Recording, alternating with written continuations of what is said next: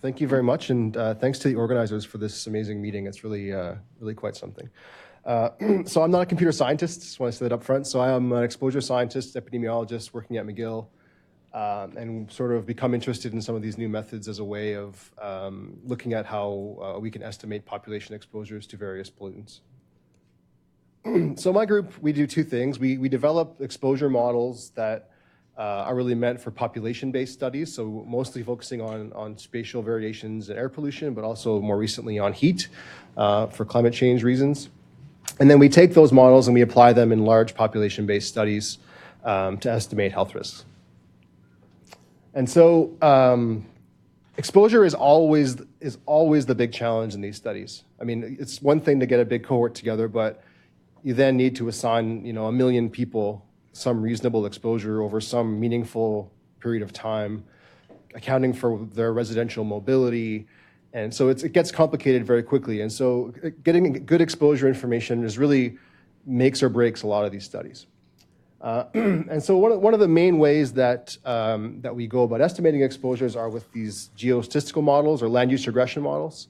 And so we do a lot of these types of models. And basically how these work is you put out a bunch of monitors in a city, say, so for Washington, D.C., we put out 100 air pollution monitors. We collect air pollution data for, say, 2 weeks at all these places.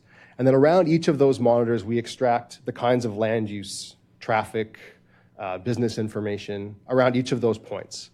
So is it a residential area? Is it a commercial area? Is it industrial? What's the road width, road length? What kinds of vehicles are around these points? And then those geographic parameters become predictors.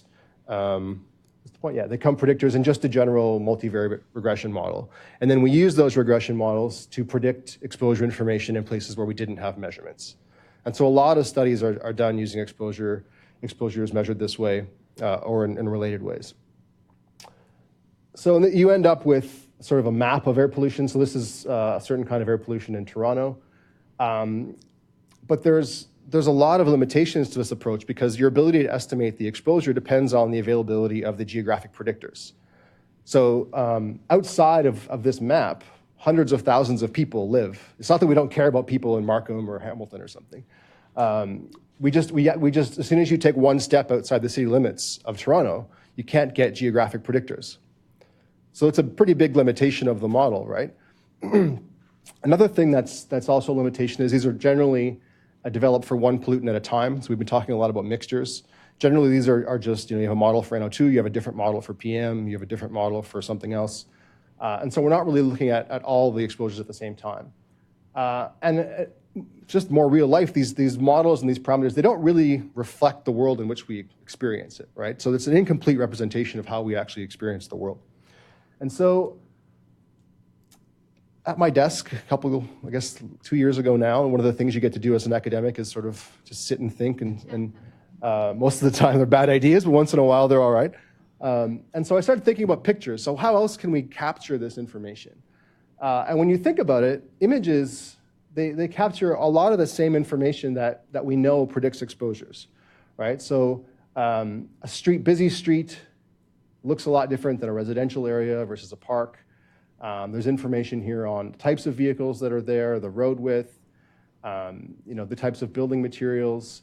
So there's exposure information in that image, right? We don't think about it a lot, but we sort of use this information intuitively.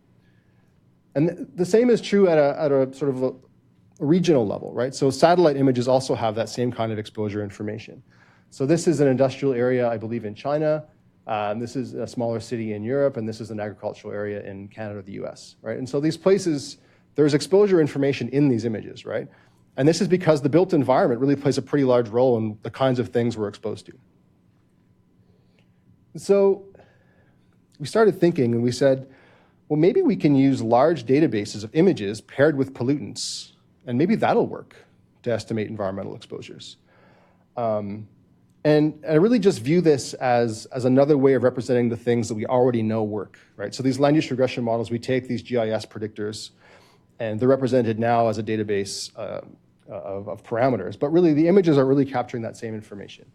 And then the next question for me was, what on earth is a convolutional neural network? Because I had never done any of this before. So just in case anyone wants to know what a convolutional neural network is. So a picture is a matrix of numbers.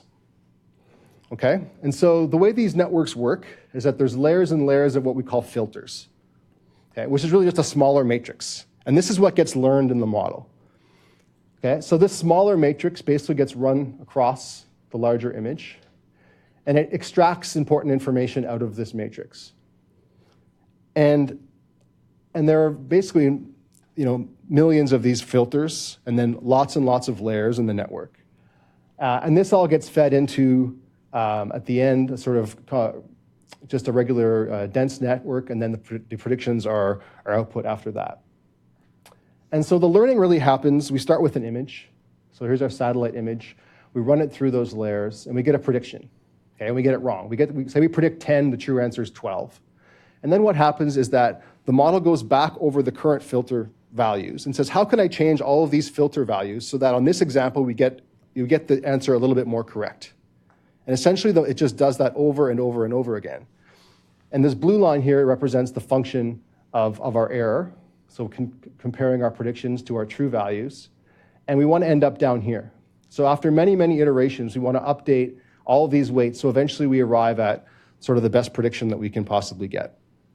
And the previous speaker mentioned something called learning rate. So these are these hyperparameters that you have to pick. And so what the learning rate defines is basically how fast you move down this slope. If you move very, very in short segments, it takes a long time to train.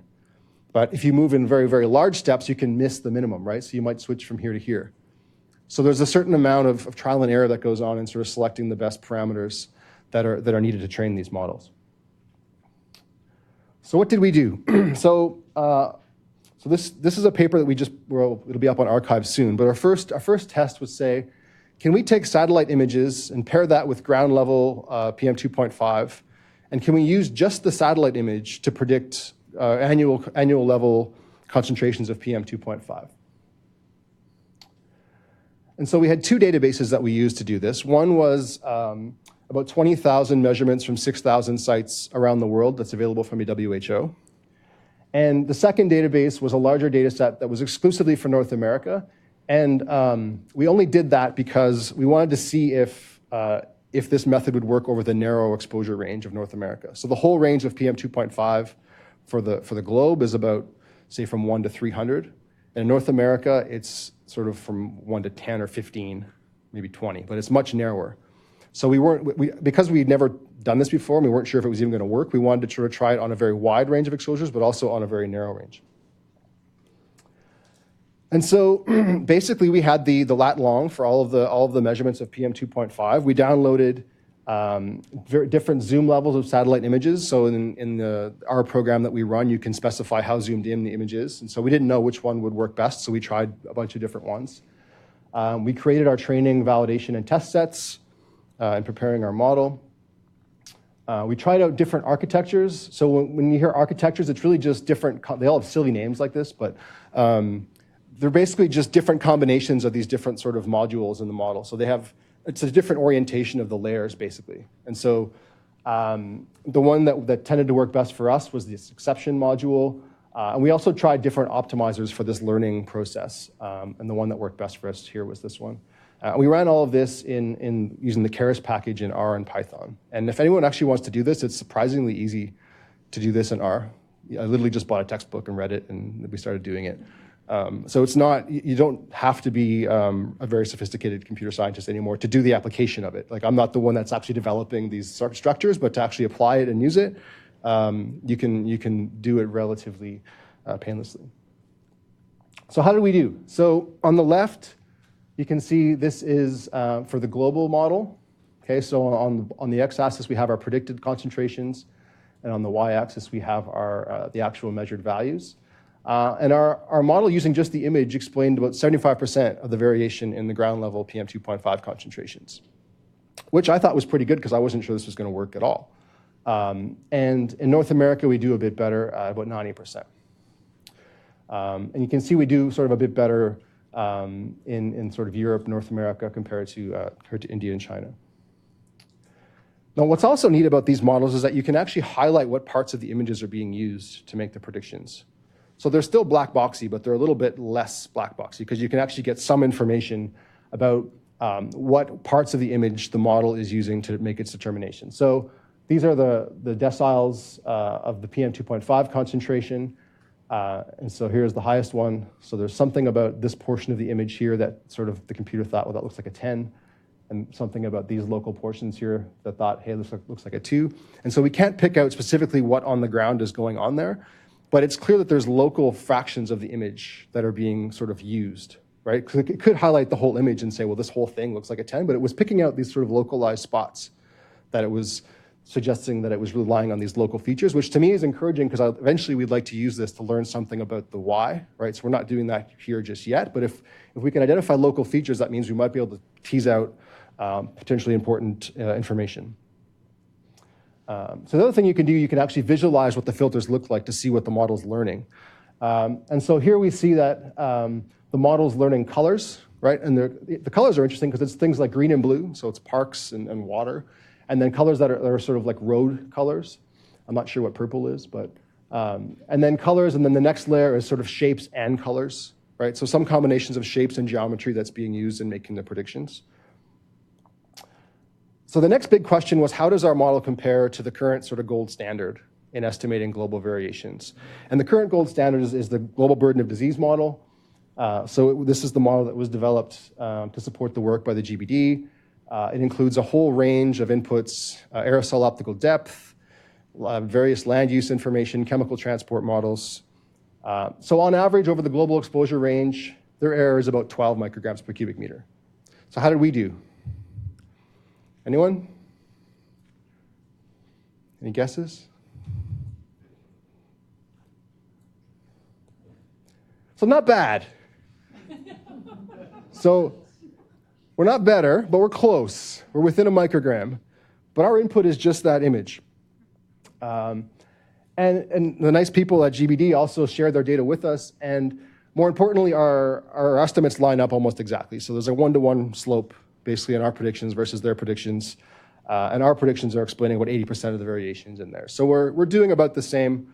They're doing a little bit better, but we're sort of an unbiased estimate of what the GBD is estimating. But we're getting closer. So this is last week. And so this new model, we said, okay, we started off with just one image. But I said, what if we could combine a really zoomed in image to get local information with a more zoomed out image to get the sort of more regional information? And when we do that, we do a bit better. So we're getting a bit closer to the GBD level performance. And we'll keep working on this to see if we can keep bringing it down. But the thing that also we need to highlight is that our model doesn't yet have a temporal component. So if the image doesn't change, our prediction doesn't change. So the GBD model has inputs that allow it to get sort of annual updates because they have emissions information. And all we have is really just this picture that we download from Google, basically. But we're working on that, and we're hoping to incorporate that soon. So what's next? So audio data. So like images, sound also includes a lot of information about exposure. A busy street sounds a lot different than a park. And there have been some machine learning papers looking on using sound to classify location, right? So a subway sounds different than the grocery store, than a library. And if you can predict location, you can capture something about exposure, because where you are plays a very, very big role in what you're exposed to. And so what we're in the process of doing now is actually trying to use audio information that you can convert to a spectrogram, which captures information on frequency and amplitude of sound, and then you can use that to try and predict environmental exposures. And so we have something that we're calling the Imagine Project, and we took a lot of liberties with the acronym, but we like the name. So we have people right now in Montreal and soon in India who are going around with GoPro camera, with air pollution measurements, noise measurements, temperature measurements, really trying to build a large database so that we can actually do this on a more local level. So we've proved that it works at a sort of satellite level, but we want to see if we can replicate this at a sort of street level. In addition to this, we want to build models to predict heat islands.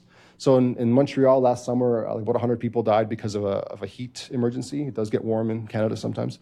And so we're in the process now. We have about 200 air temperature monitors across the city, and we're going to develop a high resolution map of temperature and then try and link that with our deep learning models so we could actually predict hotspots using just images of the built environment. This is another example of what we're doing, and so this paper just came out in Environmental Research. So this, again, is the sort of traditional land use regression model. We've developed a method where we train these deep learning models to actually predict the land use regression model, and what that lets us do is we can expand the scale of the models. So this orange outline shows the area where we had exposure information before, and by linking the land use regression model with satellite images through the deep learning model, we now have exposure information for a much larger area. And so that's a really useful thing to be able to do if you're studying something like a rare disease like brain cancer or something where you need lots of people and you don't want to exclude anyone. This allows us to include a lot more people in our studies. So ultimately, we want to use these models to really combine multiple inputs, right? And also estimate multiple simultaneous exposures. So instead of having separate models for each individual pollutant, we like to have one model that we could then estimate multiple pollutants. But there's no free lunch, right? We still need high quality information. So the pictures are cheap, but we're using really expensive instruments to assign the exposure data, right? And so there's still a certain amount of work that's required in developing these models in labeling the images with the exposure information that we need. There's been some talk about today about having an efficient way of pooling data. I think this is super important for this. So there's lots of people doing exposure work around the world. If we could somehow have an efficient way of combining it all so we could leverage everything everywhere. Also, the models that we do in Montreal aren't going to work in a place that's totally different source-wise or in appearance. So the more different examples we can get, the better these things will do.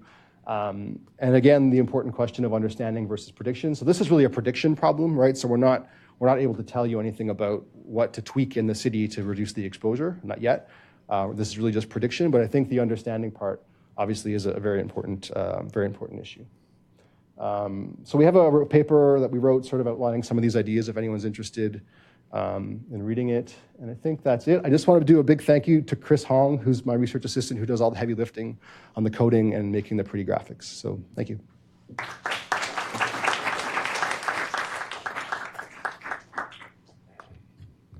Do you want me to? One burning question here. Sure. It's for the webcast, so he gets the microphone. So it's nice that you seem to have some nice results and congruence, but one thing that I didn't hear you discussing is the weather.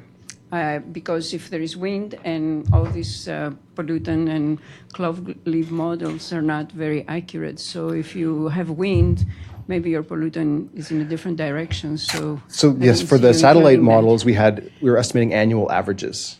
Right. Right. So that is a bit easier than doing the street level stuff, which is good, which is more complicated for that reason. Exactly. What I'm saying is not the street level is not also enough. You need to include what is the weather pattern that day and where the winds are blowing and things like that. Yeah. The other thing we're going to try and do is, so you're absolutely right. We need to include temperature, wind, and also there are certain kinds of models called recurrent neural networks that allow you to capture the sequence.